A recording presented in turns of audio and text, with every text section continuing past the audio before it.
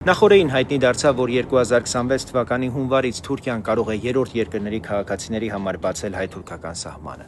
Միանգամից փսիխոզը սկսվեց։ Ռուսներին հանում եք, թուրքերին եք բերում, մի պահ շունչ քաշենք։ Թշնամի փրկիչ թակարդն ու ծուղակն է, որ մեզ հարյուրամյակներով պահել են։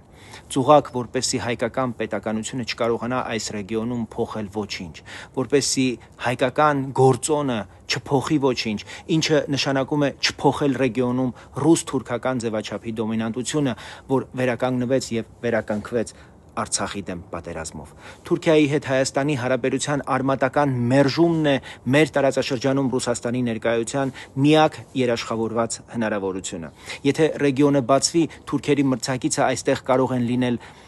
ամերիկացիները, չինացիները, թուրքերը, հնդիկները, ֆրանսիացիները, արաբները, որոնց նկատմամբ Թուրքիան մեղմ ասած չունի այն առավելությունը, որ ունի ռուսների նկատմամբ։ Հետևաբար պետք է քննարկել